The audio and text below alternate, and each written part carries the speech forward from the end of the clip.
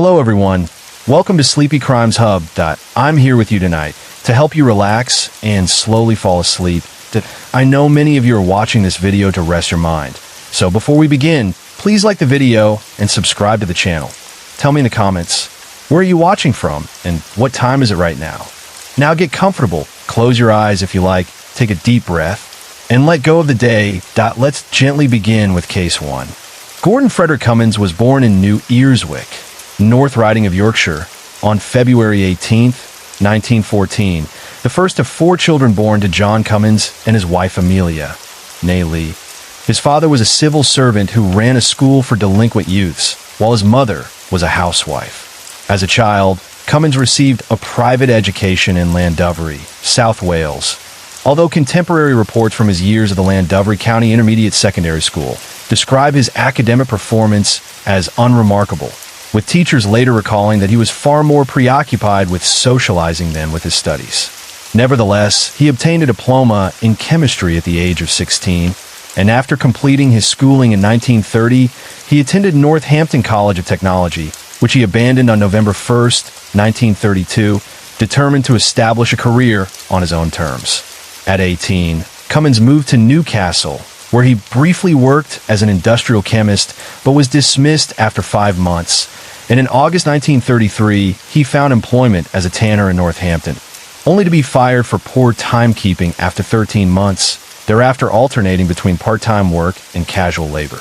In October 1934, he relocated to London and obtained a job as a leather dresser in a clothing factory, earning £3 a week, later training to become a foreman at the firm. While residing in London, Cummins developed a desire to live the life of an aristocrat, frequenting hotels and clubs in the West End and falsely claiming to acquaintances that he was the illegitimate son of a peer receiving an allowance from this fabled individual. To support this pretense, he refined his accent to imitate that of an Oxfordian, invariably smoked expensive cigarettes, and insisted on being referred to as the Honorable Gordon Cummins. He frequently engaged in acts of theft or embezzlement to financially maintain this facade and regularly bragged to colleagues of his sexual exploits with local women. His extravagant lifestyle negatively impacted his work performance, leading to his dismissal from his job on February 8, 1935, after which he moved into his brother's flat in Queen's Mews,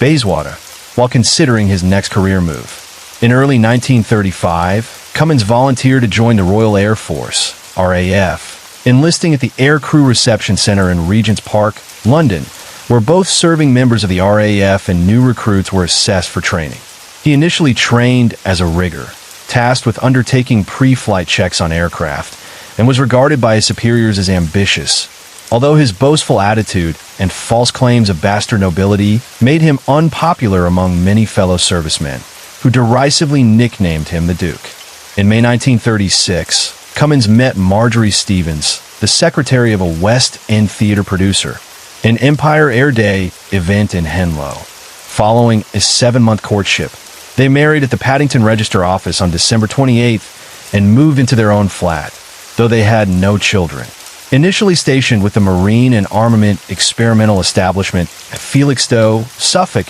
Cummins relocated with this military research and test organization to Scotland between 1936 and 1939, and on October 25, 1939, shortly after the outbreak of the Second World War, he was transferred to Helensburgh, Dunbartonshire. He remained stationed there until April 1941, when he was posted to Culloden, Wiltshire, where he was billeted off base and resided with a local farmer, reaching the junior rank of leading aircraft man while harboring aspirations to become a Spitfire pilot. On November 10, 1941, Cummins was posted to Cornwall, where his braggadocio among fellow airmen earned him the nickname the Count. While stationed there, he joined a Falmouth social club called the Blue Peter Club and occasionally assisted the proprietress by tending the bar, but he was relieved of these duties within weeks after being found to serve free drinks to RAF personnel. Shortly afterward, the proprietress discovered that approximately £35 worth of jewelry had been stolen from her apartment, and although both she and local police suspected Cummins, no evidence was found to prove his guilt. The following January, having accrued over 1,000 hours of flight experience, Cummins appeared before the RAF selection board to take an aviation exam, and his exemplary performance earned him a transfer to the Air Crew Receiving Center in Regent's Park, where he was stationed with 300 other men and ordered to report for duty at 10 a.m. on February 2nd, 1942. Cummins is known to have murdered at least 4 women and attempted to murder 2 others over a 5-day period in February 1942, and he is also suspected of previously murdering 2 women in October 1941. The majority of his known victims were women he encountered in or near West End pubs and clubs who engaged in prostitution, typically with servicemen, and all of his known murders and attempted murders were committed in London during wartime blackout conditions, imposed in September 1939. By the time of his arrest, Cummins had accrued neither a previous criminal record nor a known history of violence. Cummins is suspected of committing his first 2 murders in October 1941, beginning with 19-year-old clerk Maple Churchyard, who was murdered at approximately 9:15 p.m. on the evening of October 12th. Churchyard lived with her parents in Tufnell Park, Islington, and while she spent many evenings volunteering as a helper in a West End services canteen, she was also known to frequently engage in casual sexual relations with servicemen she typically encountered around Tottenham Court Road, a habit that placed her often in the vicinity of strangers and acquaintances alike. On the evening of her murder, she was last seen alive at Charing Cross Station by a friend, Vera Wymark, approximately 30 minutes before the crime, intending to catch a bus home after completing her volunteer work, a seemingly ordinary journey that would tragically become her last. The following day, her nude body was discovered by workmen in a bombed-out house on Hampstead Road, a grim reminder of the wartime devastation that littered London, and it was immediately evident to investigators that she had been strangled with her own knickers by a left-handed individual, as the bruising around her neck suggested that the murderer had far greater strength in his left hand than his right. Her handbag had been emptied, with several items missing, though she had not been sexually assaulted and her body showed no signs of mutilation, leaving the motive for the murder partially obscured but clearly linked to opportunistic violence. Only 5 days later, on October 17th, another victim, 48-year-old widow Edith Eleanor Humphreys, was found lying on her bed at her home on Gloucester Crescent, Regent's Park, less than a mile from the site of Churchyard's murder, in a scene of extreme violence. She had been extensively bludgeoned about the face and head, and her assailant had attempted to strangle her before cutting her throat,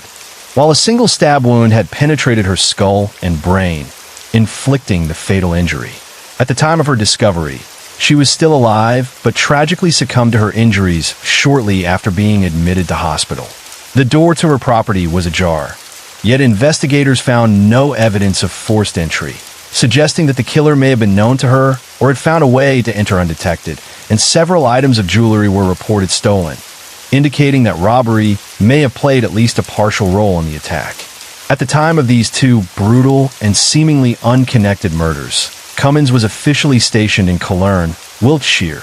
Yet while on leave, he is known to have frequently traveled to London, residing at an address in nearby St. John's Wood, providing him both proximity and opportunity to commit these crimes while remaining officially elsewhere. A fact that would later contribute to his suspicion as the perpetrator of these early murders and foreshadow the horrific series of crimes that would earn him the monikers of the Blackout Ripper and Wartime Ripper in the months to follow. On Saturday, February 7th, 1942, Cummins left an RAF establishment in St. John's Wood to visit his wife at the flat they rented in Southwark, and the following evening he borrowed a £1 note from her, the equivalent of approximately £41 as of 2026, explaining that he was hard up and intended to spend a night on the town in the West End, leaving the flat shortly after 6:30 p.m. The next morning, the body of 41-year-old pharmacist Evelyn Margaret Hamilton was discovered by an electrician named Harold Batchelor in a street-level air raid shelter in Montague Place, Marylebone. She was lying on her back across a gutter running through the center of the shelter, her head turned to the left, with her swollen tongue protruding from her mouth, her clothes disarranged, and her scarf wound about her head. Scuff marks on her shoes and broken sections of mortar near the scene indicated a fierce struggle with her attacker, who had raised her skirt above her hips, pulled her underwear below knee level, and exposed her right breast. Hamilton's handbag, containing approximately 80 pounds, had been stolen, though some of its contents were later found scattered on the pavement outside the shelter, and her empty handbag was eventually recovered by a police officer on nearby Wyndham Street. No fingerprints were recovered from any of her possessions. A mortuary photograph of Hamilton was identified by her landlady, Catherine Jones, on February 10th, and her body was formally identified by her younger sister, Kathleen,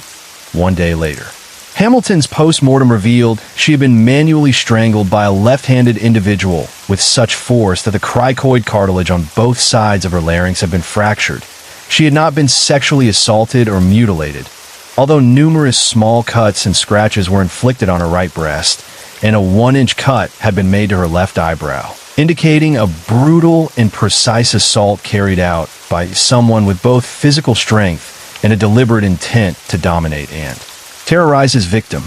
The day prior to her murder, Evelyn Margaret Hamilton had resigned from her position managing a Hornchurch chemist, which had suffered financial difficulties due to the onset of the war, and traveled to central London by train.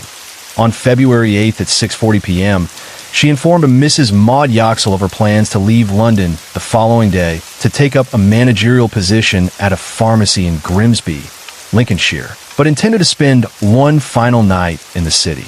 She was last seen alive shortly before midnight by a waitress at the Maison Lines Corner House in Marble Arch, drinking a glass of white wine to celebrate her 41st birthday. The location of her body the next morning led investigators to conclude that she had been accosted or attacked while walking back to her boarding house in the early hours, and that her assailant had dragged her body from the street into a nearby air raid shelter.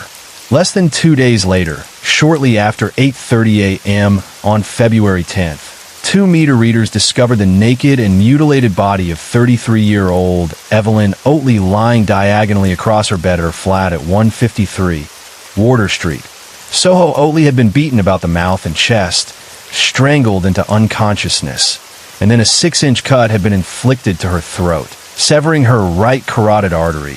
leaving her head hanging over the edge of her bed and a considerable pool of blood on the floor.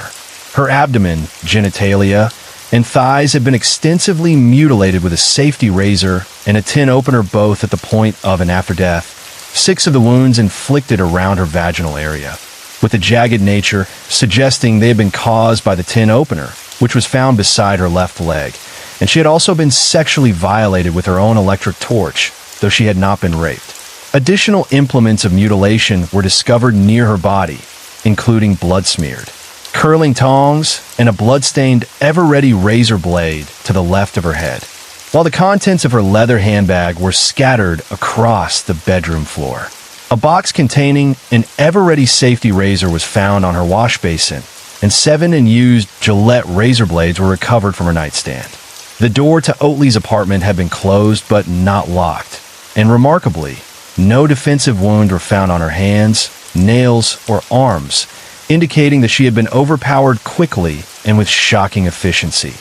Detective Chief Superintendent Frederick Sherrill was able to determine that the fingerprints recovered from the blood-stained tin opener and a single thumbprint located on the corner of a broken section of mirror, which had also been used to mutilate Evelyn Oatley's body and was found within her leather handbag, indicated that her murderer was a left-handed individual, and no match for these fingerprints could be found within the Police Fingerprint Bureau, confirming that Oatley's killer had no prior criminal record. 3 eyewitnesses later informed investigators that Oatley had been approached by a young, clean-shaven airman with a mustache, chestnut brown hair, and an approximate height of 5 feet 8 inches, 170 centimeters, as she stood outside the Café Monico on Shaftesbury Avenue late in the evening prior to her murder, and when she had asked him about his sexual preferences, he had simply replied, "I like blondes." Oatley was last seen alive by a fellow tenant of 153 Wardour Street named Ivy Poole,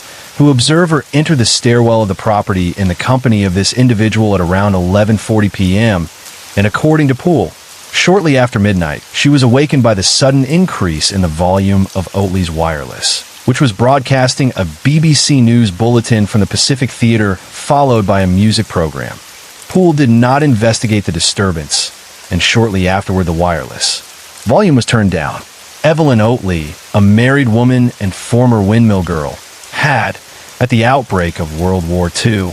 turned to prostitution, using the alias Nita Ward to supplement her income as a nightclub hostess, and she had relocated to London from Blackpool in the summer of 1939, later informing her husband at the end of 1941 that she earned money via prostitution, which she only engaged in when her husband, who frequently traveled to London to visit her, was absent from the capital. Her body was formally identified by her husband the day after her murder, a tragic confirmation that linked her life, her choices, and the predatory violence she encountered to the meticulous and brutal crimes of her assailant, painting a grim picture of a calculated murderer who targeted women known to move through the nightlife of wartime London while leaving almost no trace except for the evidence of his left-handed violence.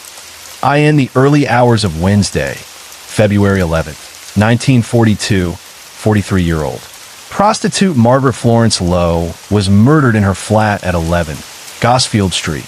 Marylebone. She was last seen alive by her neighbor, Florence Bartolini, at approximately 1:15 a.m., walking along the corridor to her flat in the company of a client, who Bartolini later heard exit Lowe's flat, walk down the corridor, and onto Gosfield Street whistling to himself. Lowe's body remained undiscovered until the afternoon of February 13th, when her 15-year-old daughter, Barbara, visited the flat only to be informed by a neighbor that her mother had not been seen for 2 or 3 days, and that a parcel outside her door had gone unclaimed for the same period. When discovered, Lowe was found on her divan bed with the quilts above her body raised to just below her chin. She lay on her back with her legs apart and her knees bent upwards, and a used condom was positioned close to a pool of blood near her groin. An autopsy revealed that she had been extensively beaten before being strangled to death with a silk stocking,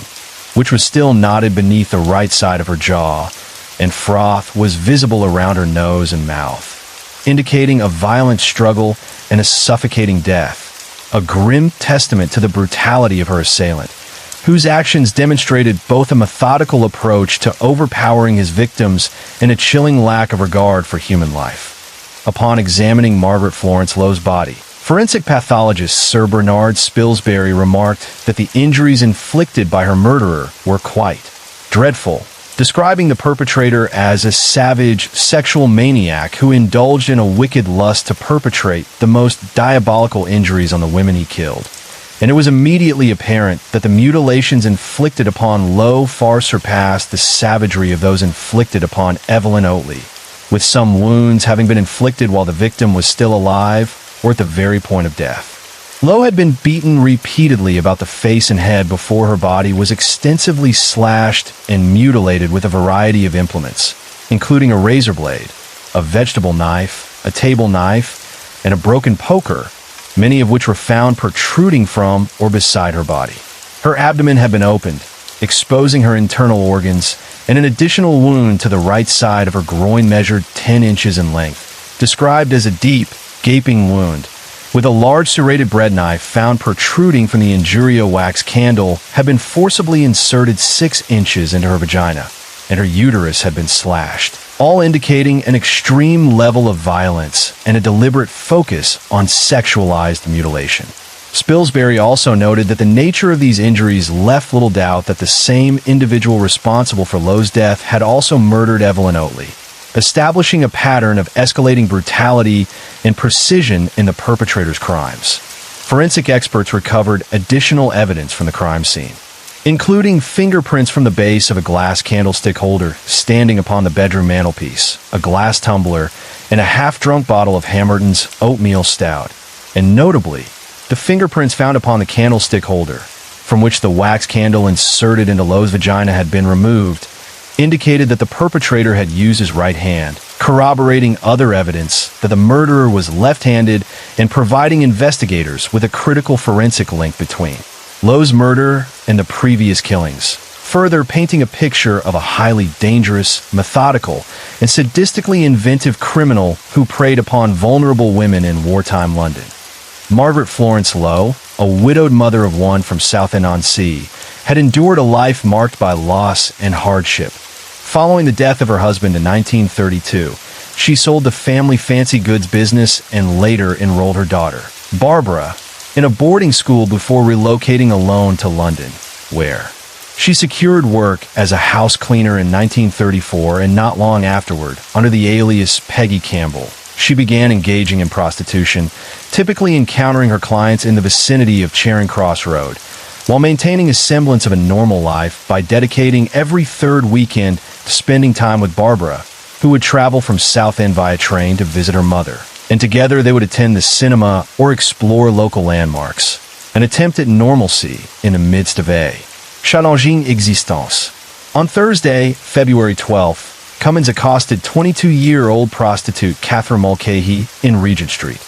Mulcahy, who used the alias Kathleen King, agreed to take him to her flat in nearby Southwick Street, and the two traveled there via taxi, with Cummins providing the agreed fee of £2 in advance. Upon entering the flat, Mulcahy lit her gas fire and began removing her clothing, although she did not remove her boots, and she later recounted to police that a strange smile appeared on Cummins's face as she undressed, lay upon her bed, and beckoned him to join her. Cummins complied, removing his own clothes before climbing atop her,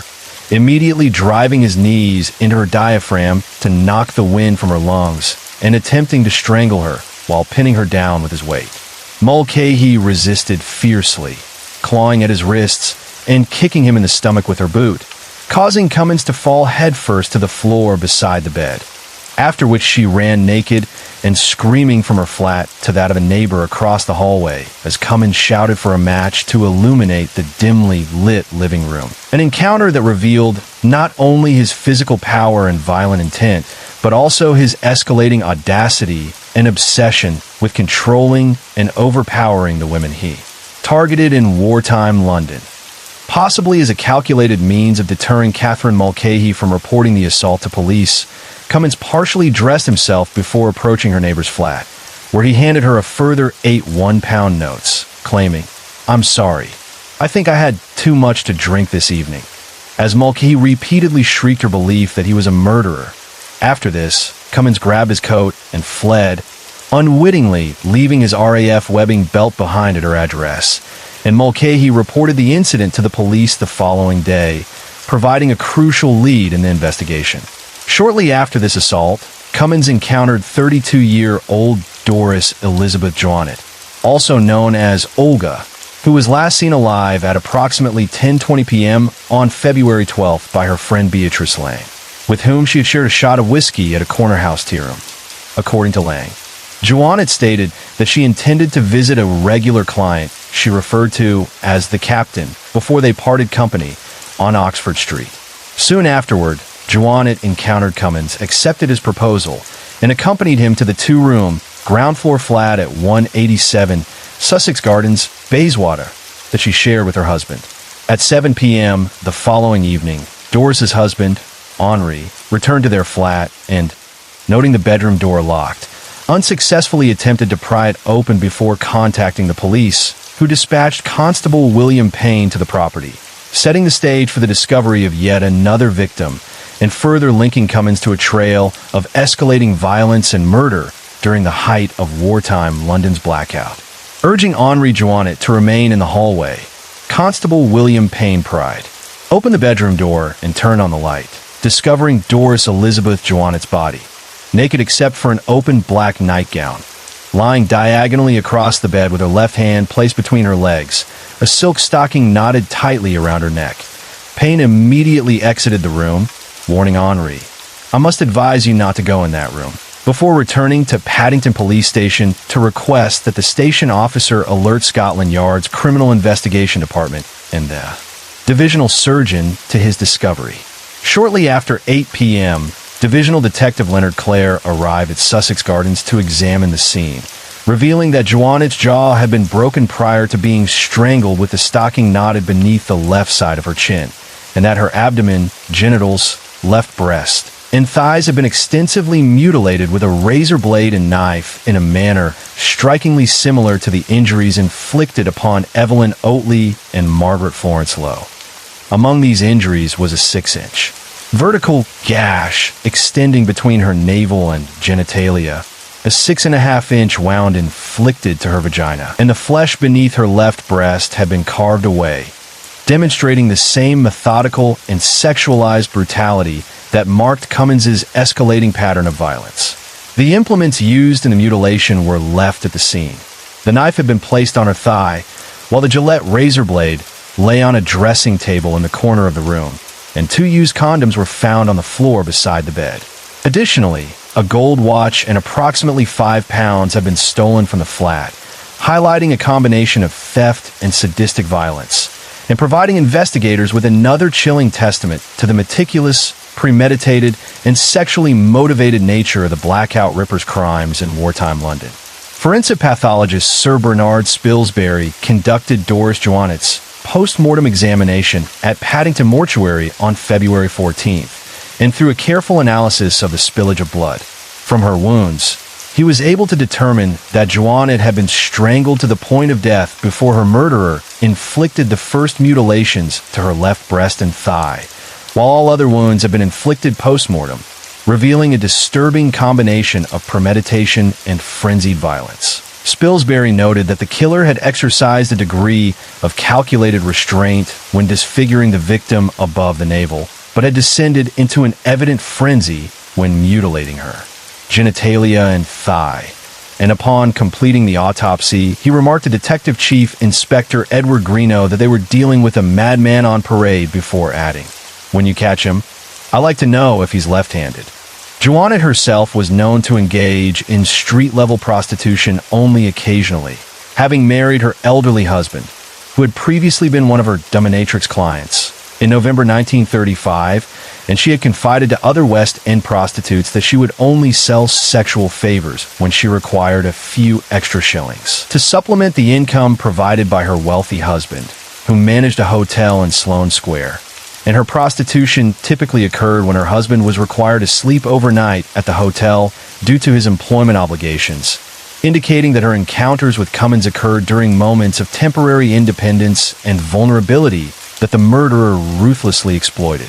Due to wartime restrictions on newsprint, the murders initially received only limited coverage in the press, as newspapers were constrained by rationing and the ongoing global conflict. Yet despite these limitations, the killings quickly became the central topic of conversation among West End prostitutes, many of whom grew increasingly cautious about offering their services to anyone they did not consider a familiar or trusted client. And even women who did not engage in prostitution began to avoid walking the streets of the West End alone after dusk, fearing for their personal safety amid the wartime blackout. On February 13th, the bodies of both Margaret Florence Lowe and Doris Joannet were discovered within a span of 2 hours, and investigators quickly linked these murders to the earlier killing of Evelyn Oatley, prompting national headlines that detailed the brutality and terror wrought by the perpetrator, who the press soon dubbed the Blackout Killer. While several international periodicals drew chilling comparisons between these murders and the infamous crimes of Jack the Ripper, amplifying public fear and fascination and cementing the case as one of the most notorious series of killings in wartime London, highlighting both the vulnerability of women in the blackout and the audacity of a calculated, sadistic murderer operating in the heart of the city.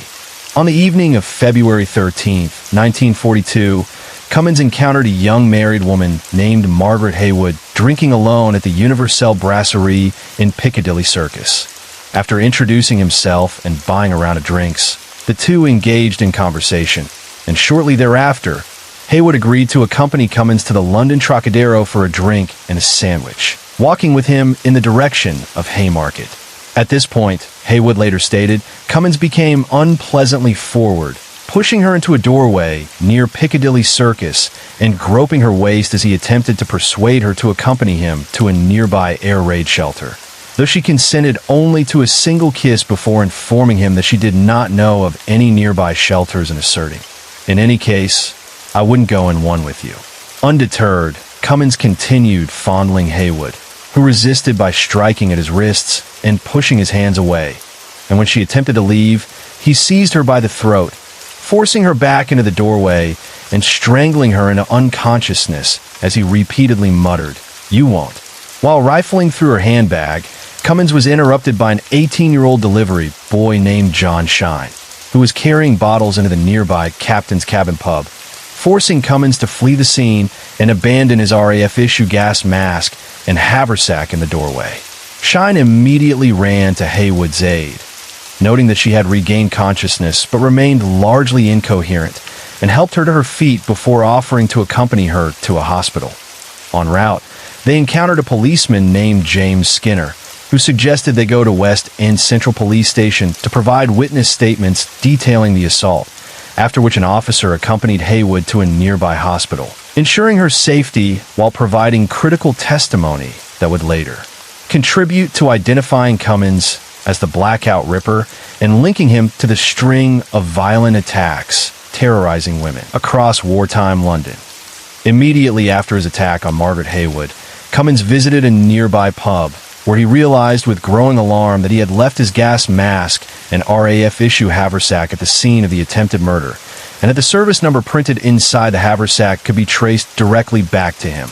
In a desperate effort to concoct an alibi and cover his tracks, he stole another airman's gas mask and haversack before returning to base, demonstrating both his audacity and his awareness of the mounting risk of discovery. By February 13th, investigators had linked the majority of assaults and murders committed by Cummins to a single individual. Yet despite having amassed significant physical evidence, the Metropolitan Police had no concrete knowledge of the perpetrator's identity. To apprehend him, uniformed and undercover officers were deployed across Paddington and Soho, and a sting operation was initiated whereby undercover policewomen dressed as prostitutes patrolled the areas where the victims had first encountered the Blackout Ripper, with male undercover officers stationed discreetly nearby to observe and intervene if necessary. Prior to providing his witness statement at West End Central Police Station, John Shine handed the recovered gas mask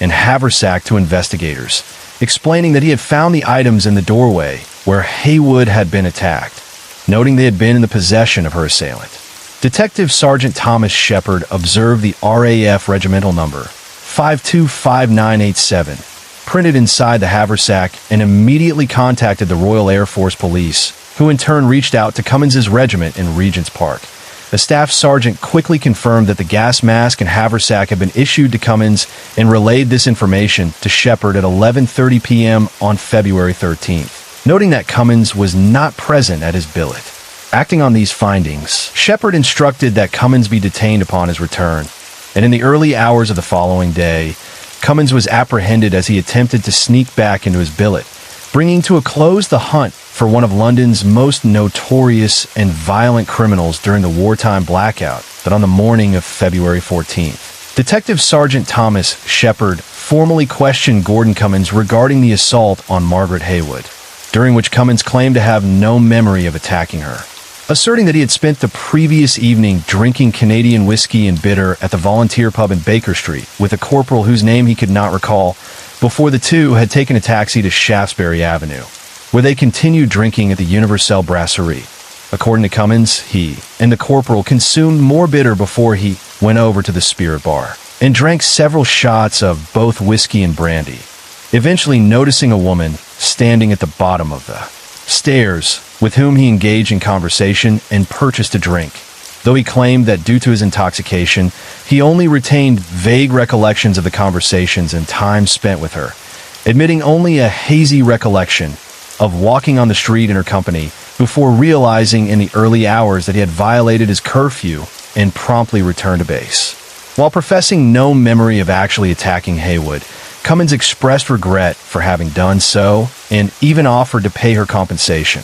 When questioned about the cuts and bruises on two of the knuckles of his left hand, he claimed they were sustained while performing maintenance on an aircraft engine. Immediately after providing a written statement detailing his account of the previous evening's events, Cummins was formally arrested and held on remand, charged with causing grievous bodily harm, marking the beginning of the end for the man, who would soon be unmasked as the Blackout Ripper responsible for a terrifying series of assaults and murders across wartime London that on February 15th, a detailed examination of entries in Cummins' billet passbook revealed that he had reported back to base before 10:30 p.m. on the dates corresponding to the murders and attempted murders attributed to the blackout killer. However, investigators noted that many of the entries were written in pencil, making it possible they had been altered or doctored, and several of his February entries were incomplete, as he consistently signed out when leaving the base, but frequently failed to sign back and upon his return. Further police inquiries revealed that fellow airmen were accustomed to vouching for each other's timely return, and evidence indicated that Cummins had engaged in unusually extravagant spending in the week leading up to his arrest, suggesting both confidence and recklessness. Detective Chief Inspector Edward Greeno also discovered that Cummins and another airman, Felix Sampson, had routinely exited their billet via a fire escape connected to the kitchenette after midnight on the nights in question, returning only in the early hours, providing the killer with ample opportunity to commit his crimes under the cover of darkness. A thorough search of Cummins's personal possessions uncovered a collection of items taken from the 4 murder victims linked to the blackout killer, mostly of little monetary value, but of immense evidential importance, revealing a chilling compulsion to retain trophies of his crimes. Among these items was a white metal cigarette case engraved with the initials LW, belonging to Evelyn Oatley, which, alongside her gold wristwatch and a photograph of her mother, had been hidden in the kitchenette, providing investigators with irrefutable connections between Cummins and his victims, and demonstrating both his methodical planning and perverse desire to keep tangible reminders of his violent acts. Another cigarette case, discovered in Cummins's pocket at the time of his arrest, was identified as belonging to Margaret Lowe, while investigators also recovered a fountain pen inscribed with the initials of Doris Johnnet and her comb, both found in a drawer at Cummins's billet and later identified by her husband, along with a wristwatch with distinctive repairs that had also belonged to Johnnet. Additionally, a green pencil belonging to Evelyn Hamilton and a memo pad bearing the inscription LAC Cummins were recovered from a dustbin, further linking him to his victims. Forensic examination revealed traces of blood on a shirt retrieved from Cummins's kit bag and on the inner surface of his belt, while the turn-ups of his military uniform trousers contained traces of a distinctive brick dust mixture matching the air raid shelter in which Evelyn Hamilton's body had been discovered, with chippings of the same mortar recovered from Cummins's haversack. Detective Chief Superintendent Frederick Sherrill was able to match fingerprints from Cummins's left little finger and thumb to those found on the tin opener and broken mirror near Evelyn Oatley's body, and later confirmed that fingerprints recovered from 2 other crime scenes also belonged to him. In addition, 2 of the 10 one-pound banknotes given to Mulcahy before and after her assault were brand new, and tracing their serial numbers revealed they had been issued to Cummins on February 12th, directly tying him to the attempted murder. Both Haywood and Mulcahy were subsequently asked to view a police lineup.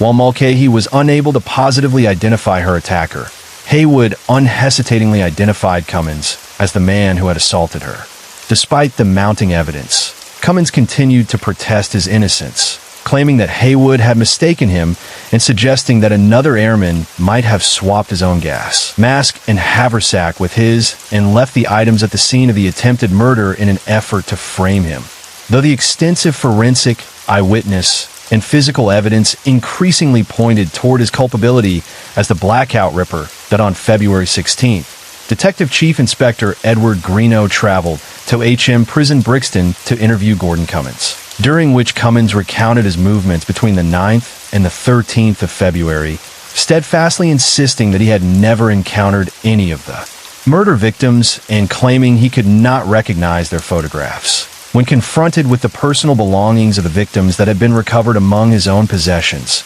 Cummins asserted that the items had been taken from a service respirator case I was carrying when arrested, but which was not mine, and reiterated his claim that he had either mistakenly picked up the wrong haversack or that another airman had deliberately switched his own gas mask and haversack with his in an attempt to frame him. Unconvinced by these explanations, Greeno informed Cummins that he was to be formally charged with the murders of Evelyn Oatley, Margaret Lowe, and Doris Johnnet the following morning, and he was subsequently held on remand at HM Prison Brixton to await trial. In addition to the murder charges, Cummins was further charged on February 20th with the assaults on Margaret Haywood and Catherine Mulcahy, though hearings on this date were postponed until March 12th. 2 weeks later, on 27 March, Cummins appeared before a judge at Bow Street Magistrates Court, at which time he was further charged with the murder of Evelyn Hamilton, though the Crown ultimately elected to bring him to trial solely for the murder of Evelyn Oatley, focusing their case on the evidence connecting him most directly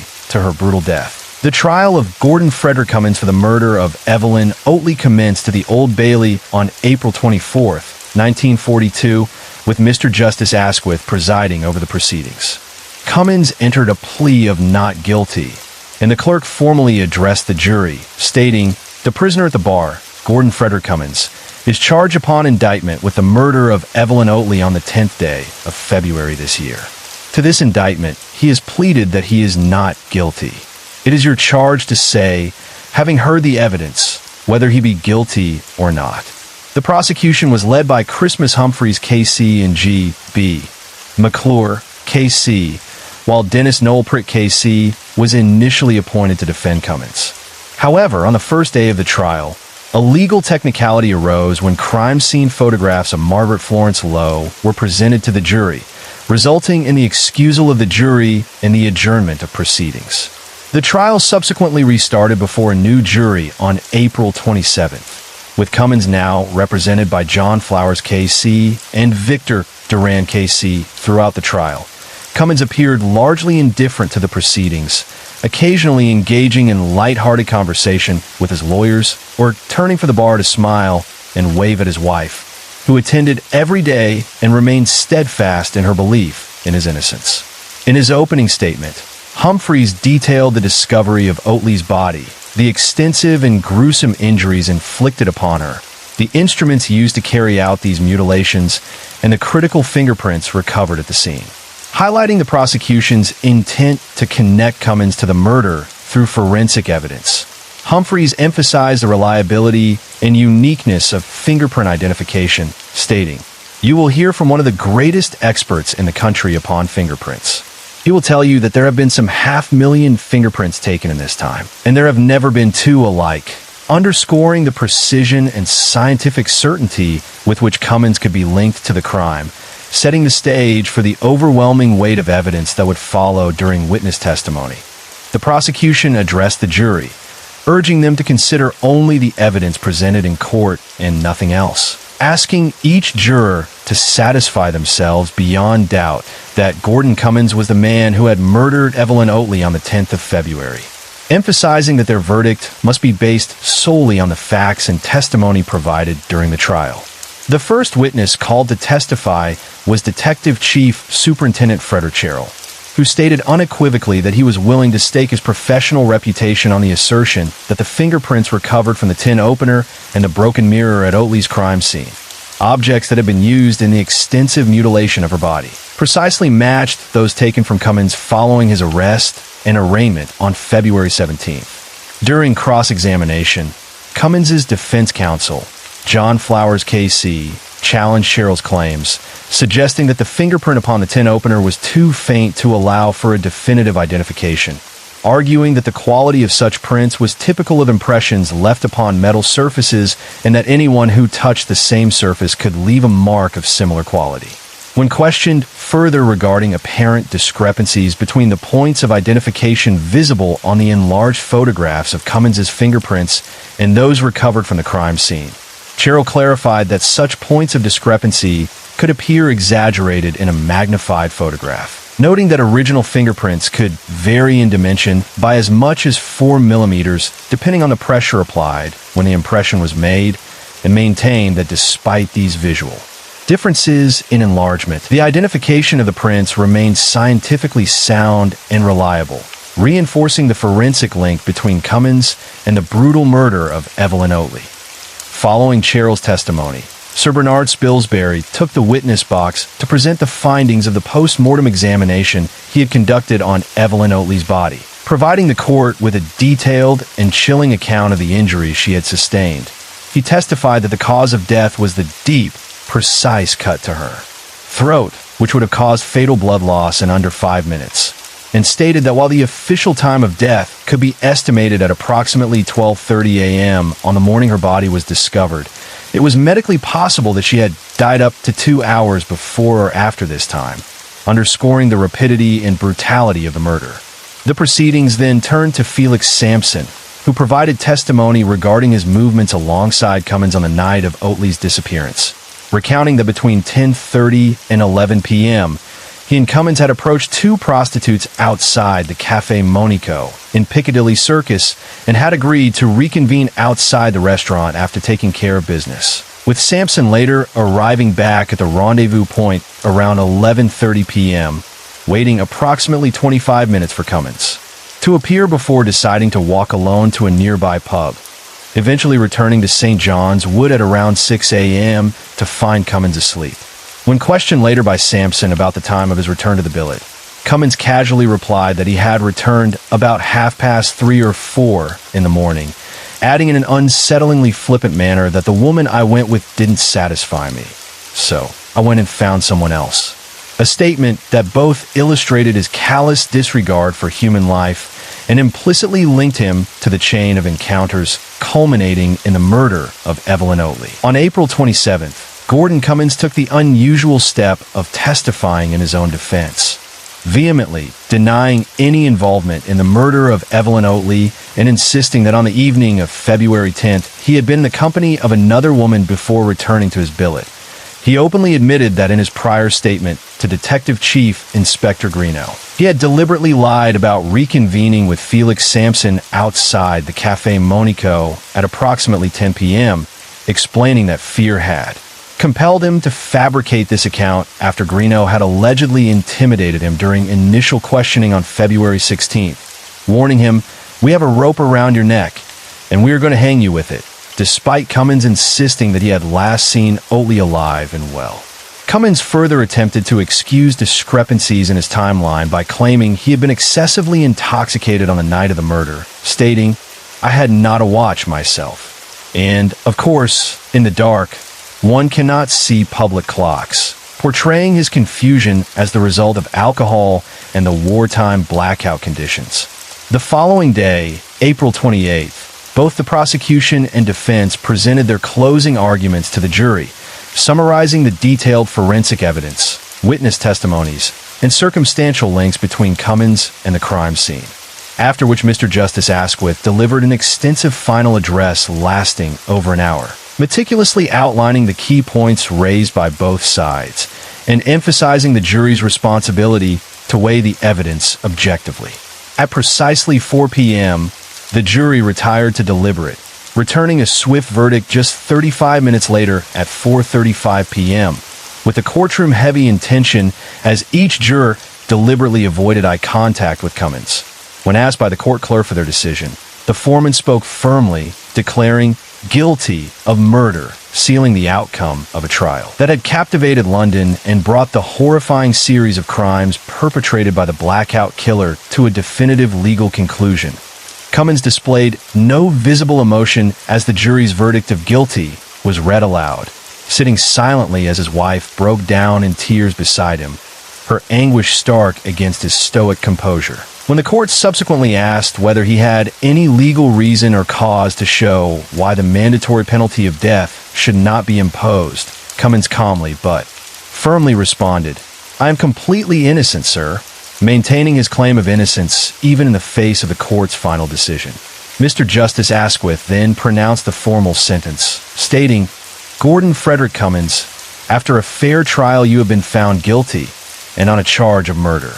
As you know, there's only one sentence which the law permits me to pronounce, and that is you be taken from this place to a lawful prison, and thence to a place of execution, and that you there be hanged by the neck until you are dead. And may God have mercy on your soul," sealing Cummins's fate with the weight of the law and the horror of his crimes. Following his conviction, he was transferred to a condemned cell at HMP Wandsworth to await execution, spending his remaining days in a quiet routine,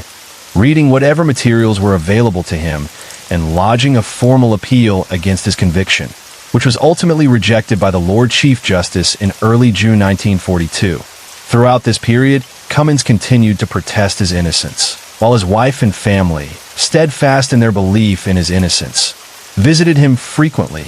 offering support and companionship until the very end. On the morning of June 25, 1942, at 8 a.m., Gordon Cummins was executed by the renowned hangman Albert Pierrepoint at HMP Wandsworth. Contemporary reports noted he was offered a glass of brandy to steady his nerves before he walked calmly and without resistance to the scaffold, flanked by 2 warders, and the execution was completed in less than 2 minutes. Following protocol, his body was left to hang for 1 hour before the noose was removed, and he was subsequently buried within the confines of the prison, bringing a brutal and terrifying chapter of London's wartime history to its grim conclusion that Cummins's execution was carried out just moments before the city of London faced the ominous wail of a German air raid. As the noose was removed from his neck and his body carefully transferred to a stretcher, air raid sirens blared across the city, warning of an impending strike that underscored the wartime backdrop against which his crimes had unfolded, and marking him as the only convicted murderer in British criminal history known to have been executed during an active air raid. Despite his death, charges relating to the other 3 murders attributed to the Blackout Killer were left unresolved, remaining officially on file, though Scotland Yard investigators later stated with confidence that Cummins had been responsible for all 4 of these horrific killings. In addition, they strongly suspected him of having committed 2 further murders in October 1941, while he had been stationed in Cologne prior to his transfer to Cornwall in November of that year, linking him to a wider, chilling pattern of violence against women in London during the wartime blackout. A campaign of terror that left an indelible mark on the city and cemented Cummins's infamy as the Blackout Ripper. Case 2, Let Me Explain. Elizabeth Short was born on July 29, 1924, in the Hyde Park neighborhood of Boston, Massachusetts, as the 3rd of 5 daughters to Cleo Alvin Short Jr., born October 18, 1885, and his wife Phoebe May Sawyer, born July 2, 1897. She grew up with her sisters Virginia May West, born in 1920, Dorothea Schlosser, born in 1922, Elnora Chalmers, born in 1925, and Muriel Short, born in 1929, in a family that initially resided in Boston before briefly relocating to Portland, Maine in 1927 and ultimately settling in Medford, Massachusetts, a suburb of Boston, later that same year. Her father, a United States Navy sailor from Gloucester Courthouse, Virginia, had a career building miniature golf courses, but the family faced financial hardship after he lost most of his savings in the stock market crash of 1929. In a tragic turn, his car was found abandoned on the Charlestown Bridge in 1930, and it was widely assumed that he had jumped into the Charles River, leaving Phoebe Short to manage the household and support her children by working as a bookkeeper. From a young age, Elizabeth struggled with bronchitis and severe asthma attacks, which led to her undergoing lung surgery at age 15, after which her doctors recommended that she spend time in milder climates to prevent further respiratory problems. Following this advice, her mother arranged for her to spend winters with family friends in Miami, Florida for the next 3 years, exposing her to a very different environment and offering some relief from her health issues. During this period, Elizabeth's formal education suffered, and she eventually dropped out of Medford High School during her sophomore year, leaving her early life marked by both personal health struggles and family challenges, experiences that would shape her adolescence and young adulthood. In late 1942, Elizabeth Short's mother received a letter of apology from her husband, who had long been presumed dead, revealing that he was in fact alive and had established a new life in California. In December of that year, at the age of 18, Elizabeth relocated to Vallejo, California, to live with her father, whom she had not seen since she was 6 years old. At the time, he was working at the nearby Mare Island Naval Shipyard on San Francisco Bay, but conflicts quickly arose between father and daughter, and by January of the following year, she moved out on her own. Elizabeth took a job at the Base Exchange at Camp Cook, now known as Vandenberg Space Force Base, near Lompoc, California, where she briefly lived with a United States Army Air Force sergeant who reportedly mistreated her. Seeking a fresh start, she left Lompoc in the middle of 1943 and moved to Santa Barbara, where she encountered legal trouble being arrested in September for drinking at a local bar while underage. In July 1946, Elizabeth Short relocated to Los Angeles to visit Army Air Force Lieutenant Joseph Gordon Fickling, an acquaintance she had met while in Florida, who was stationed at the Naval Reserve Air Base in Long Beach, marking the beginning of her final months in Southern California. She spent this period primarily in the Los Angeles area, renting a modest room behind the Florentine Gardens nightclub on Hollywood Boulevard and supporting herself by working as a waitress, while cultivating the image of an aspiring or would-be actress, with some sources suggesting that she dreamed of becoming a film star, even though she had no known acting roles or credits. In early January 1947, after a brief trip to San Diego with Robert "Red" Manley, a married salesman she had been seeing, Elizabeth returned to her Los Angeles residence. According to Manley, he had dropped her off at the Biltmore Hotel in downtown Los Angeles, where she intended to meet one of her sisters who was visiting from Boston that afternoon. Witnesses at the Biltmore reportedly saw her using the lobby telephone, and she was later allegedly observed by patrons at the Crown Grill Cocktail Lounge, located a short distance away, suggesting that she had moved about the city in the hours leading up to her disappearance. Tragically, on the morning of January 15, 1947, Elizabeth Short's body was discovered in a vacant lot on the west side of South Norton Avenue, positioned midway between Coliseum Street and West 39th Street in the largely undeveloped neighborhood of Leimert Park. Her body had been horrifically mutilated and severed into two pieces, an act that would shock the city and cement her case as one of the most infamous and haunting murders in Los Angeles history. A brutal end to the young woman whose life had been marked by ambition, tragedy, and a series of turbulent experiences across the country. Elizabeth Short's severely mutilated body was discovered completely severed at the waist and drained of blood, leaving her skin a pallid white, a horrifying sight that revealed the brutality of her final moments. Medical examiners determined that she had likely been dead for around 10 hours before the discovery, placing her time of death sometime during the evening of January 14th or the early hours of January 15th, 1947. Her body showed signs of meticulous preparation by the killer, including evidence that it had apparently been washed. The face had been slashed from the corners of the mouth to the ears, producing the chilling effect known as the Glasgow smile, while several deep cuts on her thighs and breasts indicated that entire portions of flesh had been removed. The lower half of her body had been positioned about a foot away from the upper, with her intestines neatly tucked beneath her buttocks, and the corpse had been posed with her hand above her head, elbows bent at right angles, and legs spread apart, creating a grotesque and calculated arrangement. Among the first to arrive at the scene was Los Angeles Herald-Express reporter Aggie Underwood,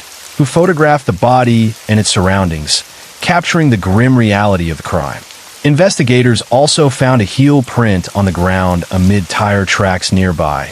along with a cement sack containing watery blood, offering early clues to the crime. An autopsy conducted on January 16, 1947, by Los Angeles County Coroner Frederick Newbar recorded that Elizabeth Short stood 5 feet 5 inches tall,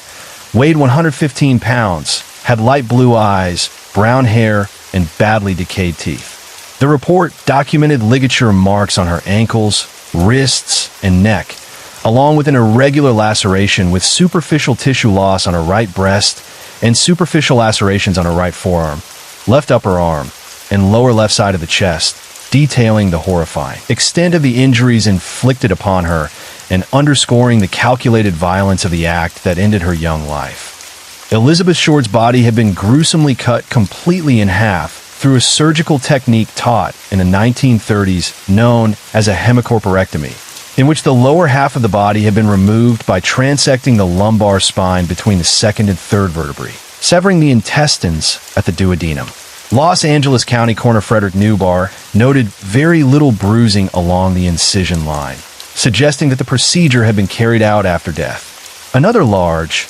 gaping laceration ran longitudinally from the umbilicus to the suprapubic region, while the facial wounds, extending from the corners of her lips, measured several inches on each side. Although the skull was intact, bruising on the front and right side of her scalp, along with minor bleeding in the subarachnoid space, indicated blows to the head. Newbar determined that the cause of death was hemorrhaging from the facial lacerations combined with shock from the head and facial trauma. The autopsy also noted that her anal canal was dilated, raising suspicions of possible sexual assault, although tests for the presence of sperm ultimately returned negative. Elizabeth was formally identified after her fingerprints, taken during a 1943 arrest, were matched through the Federal Bureau of Investigation. Upon confirmation, a team of reporters from William Randolph Hearst's Los Angeles Examiner contacted her mother, Phoebe Short, in Boston. In a cruel manipulation,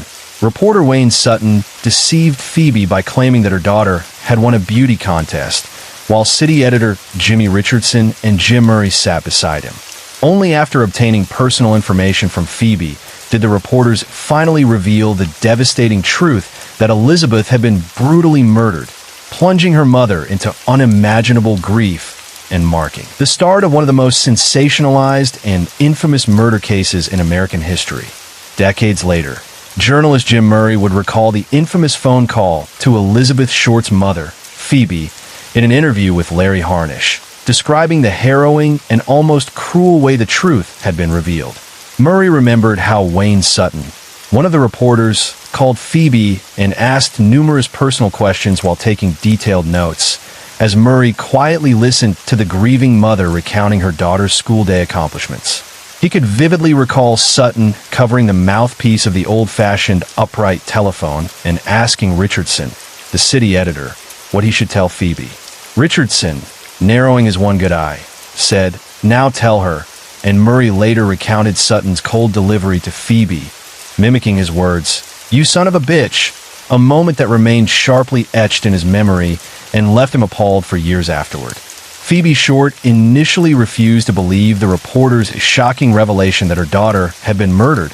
holding out hope until the Los Angeles Police Department finally confirmed the tragic news through her local authorities. The Los Angeles Examiner, seeking to capitalize on the story, offered to pay for Phoebe's airfare and accommodations to travel to Los Angeles to assist with the investigation. Though this was another manipulative tactic,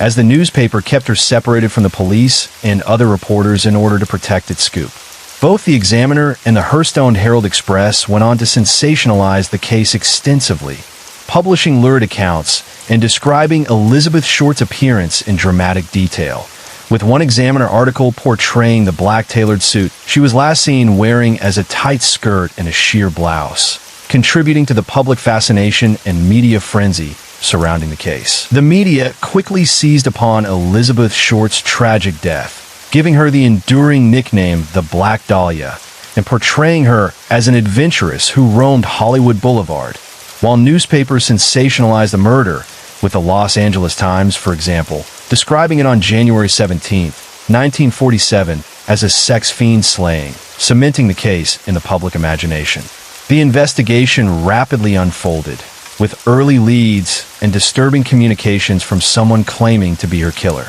On January 21st, a person identifying as the murderer called the office of James Richardson, editor of the Examiner, to congratulate him on the newspaper's coverage and to claim that he intended to eventually turn himself in,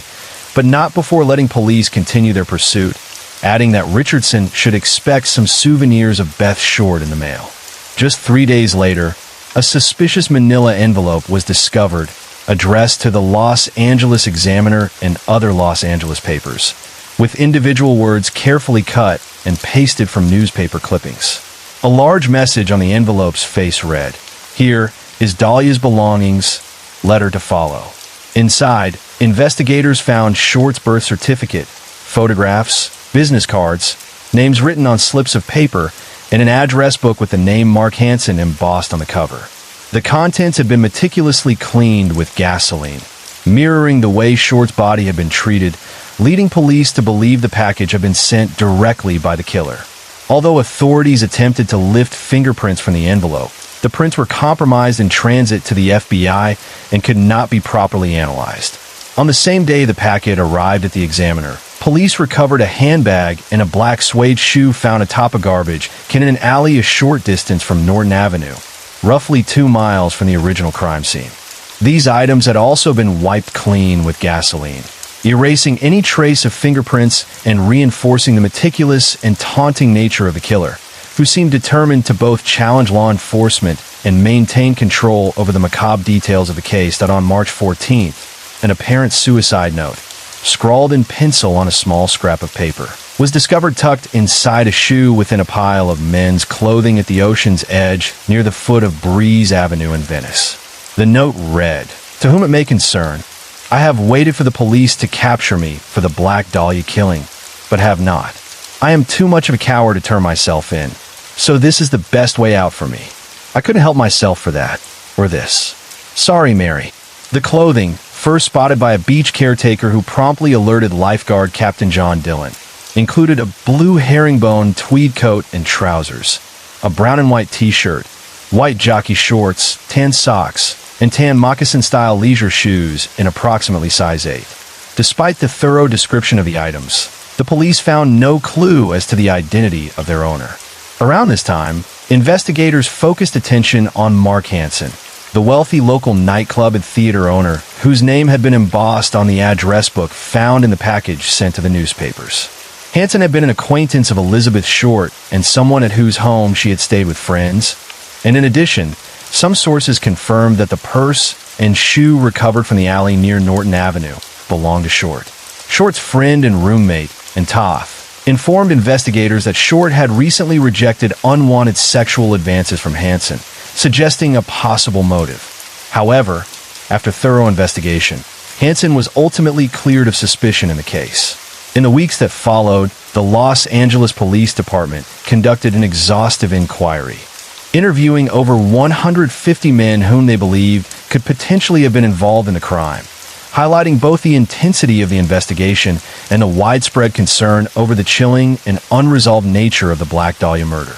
Robert Manley, one of the last people known to have seen Elizabeth Short alive, was thoroughly investigated by police, but was ultimately cleared of suspicion after successfully passing multiple polygraph examinations. Investigators also interviewed several individuals listed in Mark Hansen's address book, including Martin Lewis, an acquaintance of Short's, who was able to provide a verifiable alibi for the date of her murder, having been in Portland, Oregon, visiting his dying father-in-law. The initial stages of the investigation mobilized a massive law enforcement effort, with a total of 750 personnel from the Los Angeles Police Department and other agencies participating, including 400 sheriff's deputies and 250 California State Patrol officers. Numerous locations were combed for potential evidence, including storm drains throughout the city, abandoned buildings, and sites along the Los Angeles River, but these extensive searches yielded no further clues.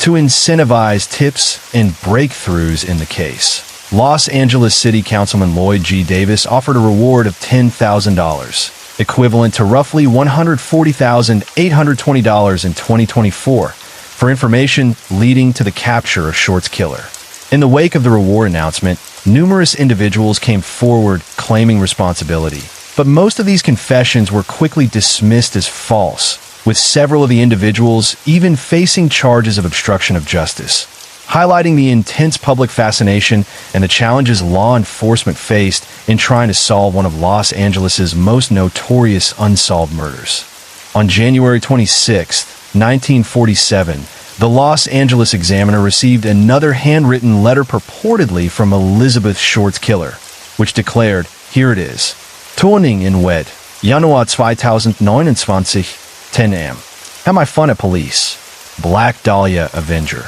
And included a specific location where the sender claimed he would surrender to authorities. Police waited at the designated site on the morning of January 29th, but no one appeared, and later that same day, at 1 o'clock in the afternoon, the Examiner offices received yet another cut-and-pasted letter stating, have changed my mind. You would not give me a square deal. Dahlia killing was justified. The gruesome nature of Short's murder, coupled with the dramatic letters, sparked a full-blown media circus, with both local and national publications seizing upon the case and publishing sensationalized accounts,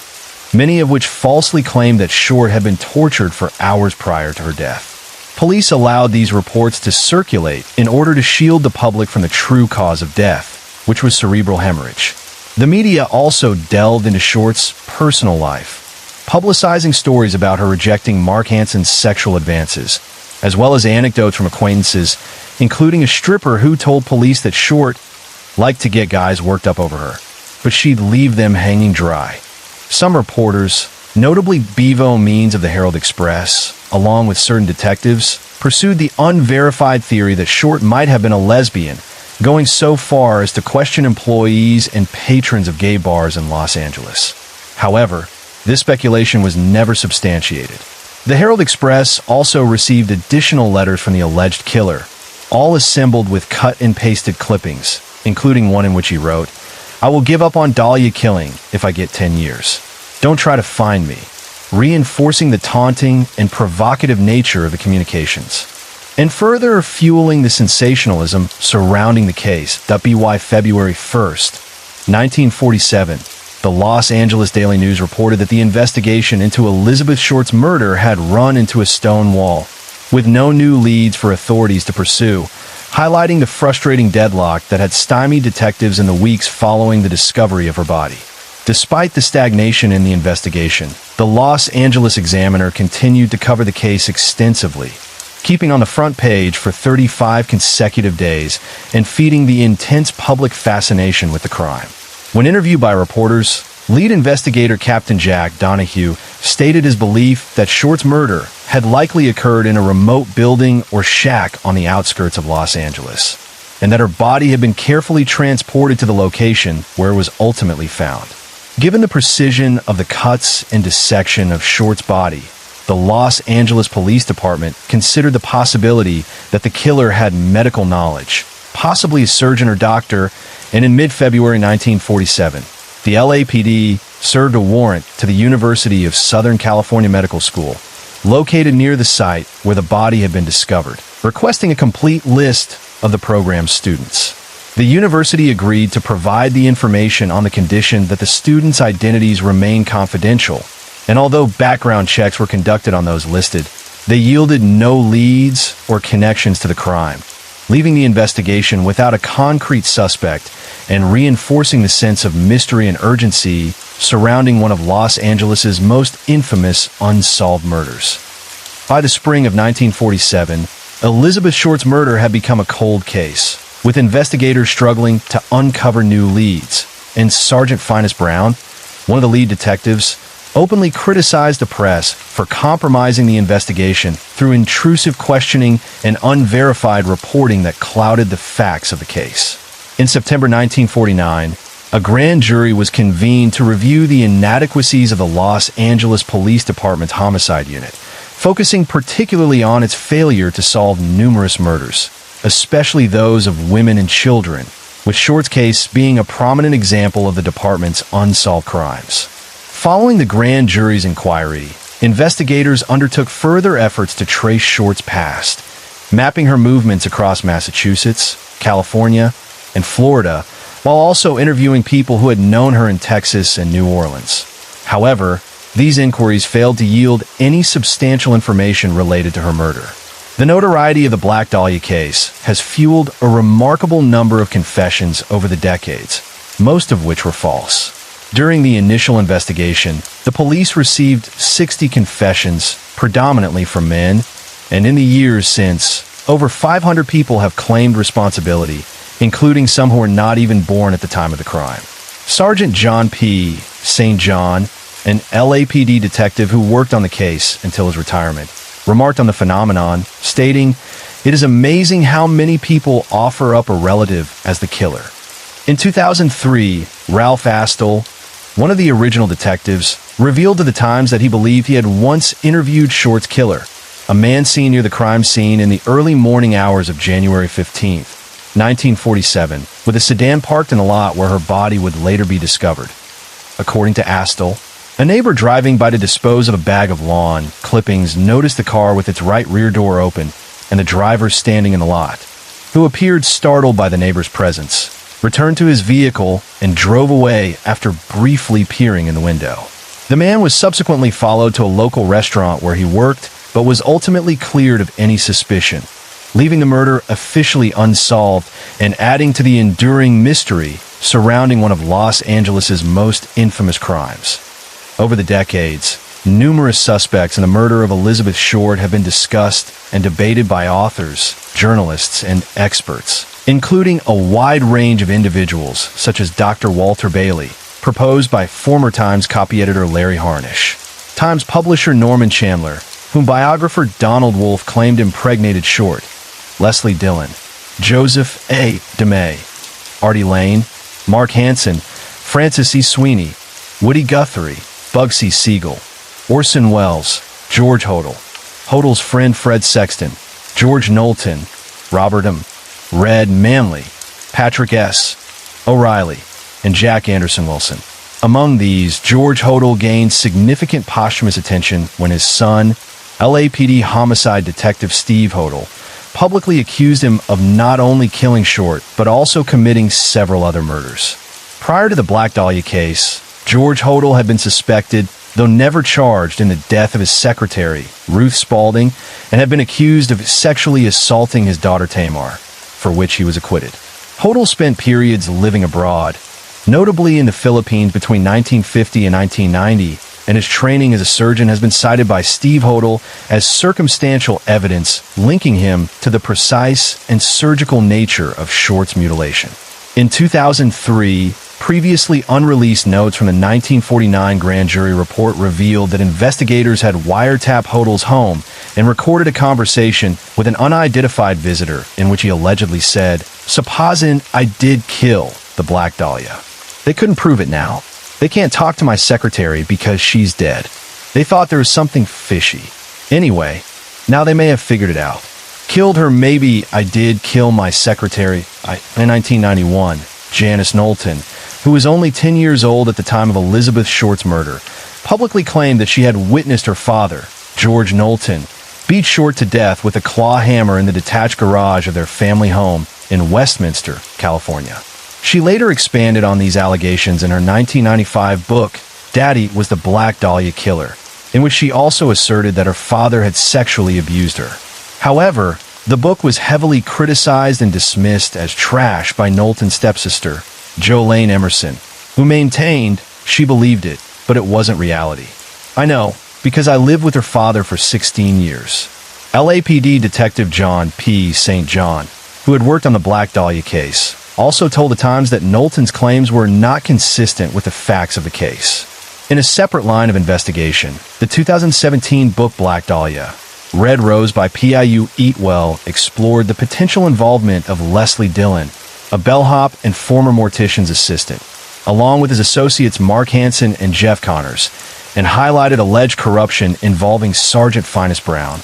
one of the lead detectives linked to Hansen. Eatwell proposed that Short had been murdered because she had learned too much about the men's involvement in a hotel robbery scheme, suggesting that she was killed at the Astor Motel in Los Angeles, a site where the owners reported finding one of their rooms covered in blood and fecal matter on the morning her body was discovered. While the Los Angeles Examiner reported in 1949 that LAPD Chief William A. Wharton's denied any connection between the Astor Motel and Short's murder, rival newspaper. The Los Angeles Herald maintained that the killing had indeed taken place there, further feeding the ongoing speculation and conflicting theories surrounding one of the city's most infamous unsolved crimes. In 2000, Buzz Williams, a retired detective with the Long Beach Police Department, wrote an article for the LBPD newsletter The Rap Sheet, discussing Elizabeth Short's murder, drawing on the experiences of his father, Richard F. Williams, who had been a member of the LAPD's gangster squad during the original investigation. According to Williams, his father believed that Leslie Dillon was the killer and claimed that when Dillon returned to his home state of Oklahoma, he avoided extradition to California because his ex-wife, Georgia Stevenson, was a second cousin of Illinois Governor Adlai Stevenson II, who allegedly contacted the governor of Oklahoma on Dillon's behalf. Williams' article also stated that Dillon filed a $3 million lawsuit against the LAPD, which was later dropped. However, journalist Larry Harnish disputes these claims, asserting that Dillon was cleared by police after a thorough investigation and that district attorney records placed him in San Francisco at the time of Short's murder. Harnish further contends that there was no LAPD cover-up in the case, though he acknowledges that Dillon did receive some form of financial settlement from the city of Los Angeles, but no concrete evidence has been produced to verify this claim. The conflicting narratives underscore the enduring controversy and speculation surrounding Dillon's potential involvement, reflecting the broader complexity and unresolved questions that continue to define the Black Dahlia case. Several crime experts and investigators, including LAPD Detective Peter Merillo, have speculated about a possible connection between Elizabeth Short's murder and the Cleveland Torso murders, a series of gruesome killings that occurred in Cleveland, Ohio, between 1934 and 1938. In 1947, as part of their broader investigation into other murders occurring before and after Short's death, the original LAPD detectives examined the Torso murders for potential links, but ultimately discounted any direct connection between the two cases. Decades later, in 1980, new evidence implicating a former Torso murder suspect, Jack Anderson Wilson, prompted LAPD Detective John P. St. John to investigate a possible link to the Black Dahlia case, and he claimed he came close to arresting Wilson. However, Wilson died in a fire on February 4th, 1982, before any charges could be made. The alleged connection to the Torso murders resurfaced in the media in 1992 when it was featured on the NBC series Unsolved Mysteries, in which Eliot Ness biographer Oscar Fraley suggested that Ness may have known the identity of the killer responsible for both crimes. Additionally, crime writers and investigators, including Steve Hodel and William Rasmussen, have proposed a link between the Black Dahlia murder and the 1946 Chicago murder and dismemberment of 6-year-old Suzanne Degnan, known as the Lipstick Murders. LAPD Captain Jack Donahue publicly stated that he believed Short's murder and the Degnan case were likely connected, citing several points of evidence. Short's body was discovered on Norton Avenue, 3 blocks west of Degnan Boulevard, coincidentally sharing the name of the Chicago victim. There were also striking similarities between the handwriting on the Degnan ransom note and that of the so-called Black Dahlia Avenger, including the combination of capital and lowercase letters, the distinctive misshapen letter P, and the use of at least one identical word. The convicted serial killer William Aarons, who served a life sentence for Degnan's murder, was initially arrested at age 17 for breaking into a residence near the victim's home and later claimed that he had been tortured by police, coerced into confessing, and made a scapegoat for the crime. Aarons ultimately died at the University of Illinois Medical Center on March 5, 2012, at the age of 83, after being transferred from the Dixon Correctional Center Infirmary on February 26 due to health complications, leaving lingering questions about the connections among these infamous mid-20th century murders. Between 1943 and 1949, Los Angeles experienced a series of over a dozen unsolved murders involving the sexual mutilation of young, attractive women, which authorities at the time suspected might be the work of a single, unidentified serial killer. These crimes, which shared disturbing similarities in method and victim profile, prompted a Los Angeles County grand jury in 1949 to investigate the failures of law enforcement in solving the cases. And although the grand jury spurred further inquiries, none of the murders were ever resolved. Among the earliest of these killings, on July 27, 1943, the son of a greenskeeper discovered the nude body of 41-year-old Aura Elizabeth Murray near the parking lot of the Fox Hills Golf Course. Murray had been brutally beaten across her face and body, and the autopsy determined that her cause of death was constriction of the larynx by strangulation.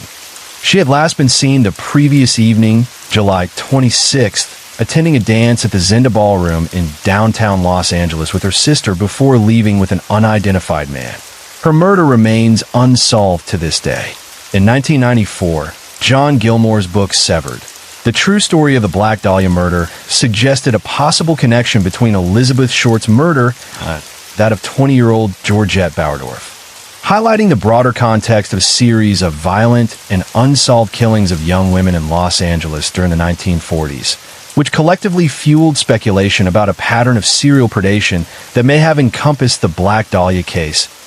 At 11 a.m. on October 12,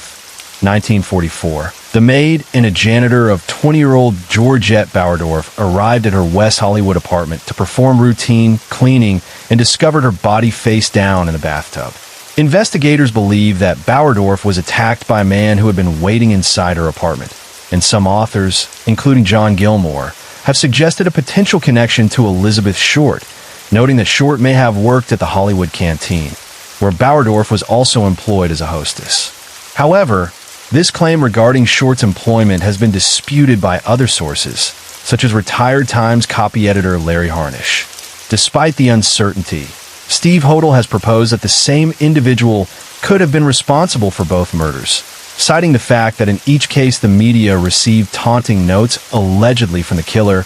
boasting of his skill and daring. Similarly, the murder of 44-year-old Jean-Nettie French on February 10, 1947, drew attention from both the media and detectives as potentially linked to Short's killing. French's nude body was discovered in West Los Angeles on Grandview Boulevard, badly beaten, with what appeared to be a message scrawled in lipstick across her stomach reading "Fuck you, BD," and the letters TX written beneath. The Herald Express covered the crime extensively and drew comparisons to Short's murder less than a month prior, interpreting the initials BD as a reference to the Black Dahlia. Historian John Lewis, however, later suggested that the writing actually read PD, possibly referring to the police department. On March 12, 1947, the nude body of 43-year-old Evelyn Winters was discovered at 12:10 a.m. in a vacant lot of an abandoned rail yard in Norwalk, California, along the Los Angeles River. Winters had been bludgeoned and strangled, and she was last seen by a male acquaintance, James Joseph Tiernan, who reported to authorities that he had seen her leave the Albany Hotel in Los Angeles at 8 o'clock the previous evening. These cases, along with others occurring in Los Angeles during the 1940s, contributed to the perception of a series of lone woman murders, prompting investigators and the media to search for potential links and patterns that might connect them to the infamous murder of Elizabeth Short on May 4,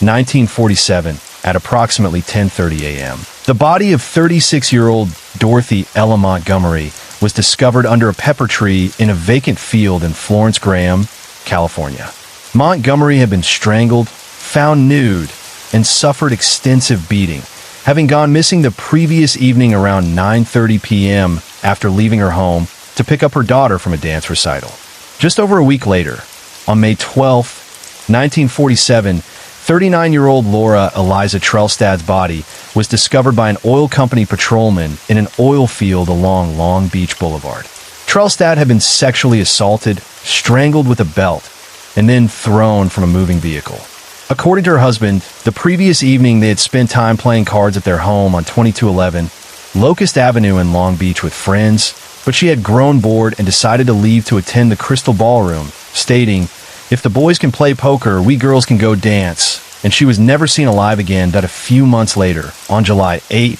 1947, 21-year-old Lucinda Josephine Mondragon was found nude and strangled with a silk stocking in a gutter near Los Angeles City Hall. Her body discovered by a postal clerk. Mondragon had last been seen in the early hours of that morning by her estranged husband, to whom she had delivered divorce papers at 1 a.m., before leaving and entering a stranger's car. These murders, like many others of young women in Los Angeles at the time, were linked by authorities and crime historians to a broader pattern of violence against women,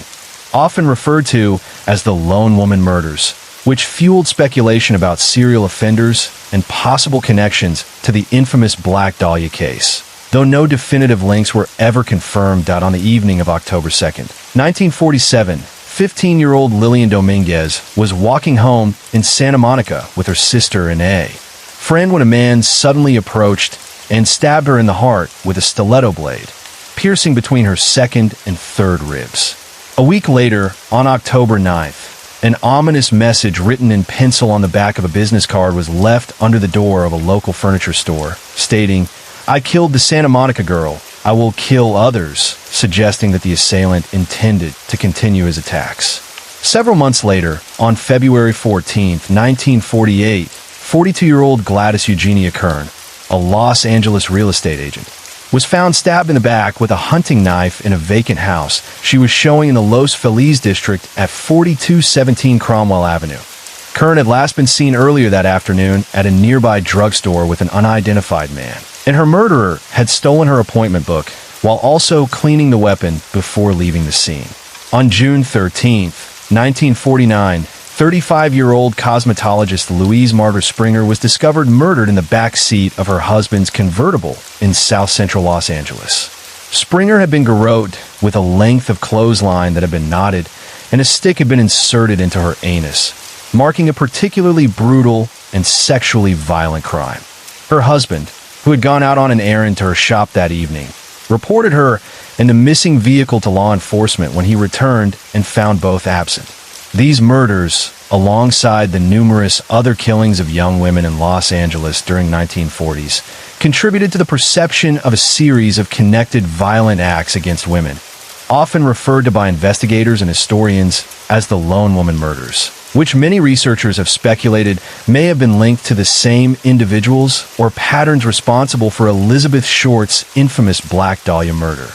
Mimi Boomhauer, age 48, was last heard from on the evening of August 18, 1949, when she placed a telephone call from her home on the 700 block of Neem Road in Los Angeles to a friend. The call, which took place sometime between 7 and 8 o'clock in the evening, ended abruptly,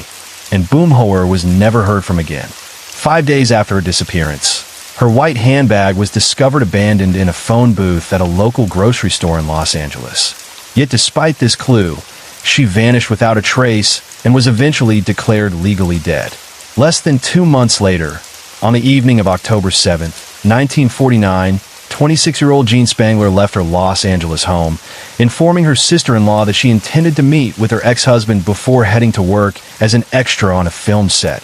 She was last seen alive at approximately 6 o'clock in the evening at a grocery store located several blocks from her residence. 2 days later, Spangler's tattered purse was discovered in a remote section of Griffith Park, roughly 5.5 miles from her home. Inside the purse was a letter addressed to a man named Kirk, which mentioned seeing a doctor, leaving authorities and historians to speculate about the circumstances surrounding her disappearance. These mysterious vanishings, alongside the series of brutal murders of young women throughout Los Angeles in the 1940s, contributed to the enduring perception of a pattern of predatory violence, sometimes referred to by criminologists as the Lone Woman murders, and underscored the climate of fear and uncertainty in which Elizabeth Short's Black Dahlia murder occurred, situating her case within a broader historical context of unsolved crimes against women during that era. Numerous aspects of Elizabeth Short's personal life and the circumstances surrounding her death have long been subjects of rumor,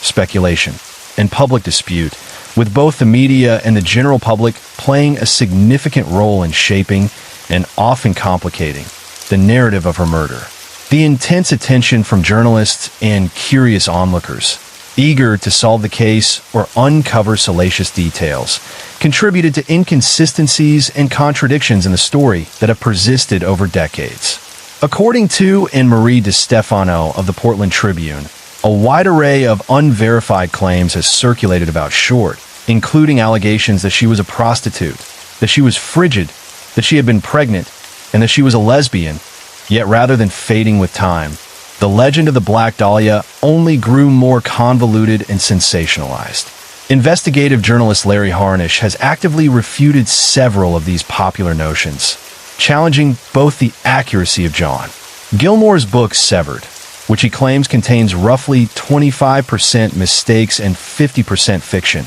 and other public assumptions about Short's life. Harnish also examined the district attorney's files and concluded, contrary to the claims made by P.U. Eatwell and other authors, that Leslie Dillon had been thoroughly investigated and was verifiably in San Francisco at the time of Short's murder, suggesting that any assertions to the contrary were either the result of overlooked evidence or selective interpretation. These disputes underscore the difficulty of separating fact from myth in the Black Dahlia case and highlight how the combination of intense media scrutiny, public fascination, and incomplete information has created an enduringly complex and sometimes contradictory historical record. during the so-called missing week between January 9th, 1947, when Elizabeth Short disappeared, and January 15th, when her body was discovered. Numerous individuals, none of whom personally knew her,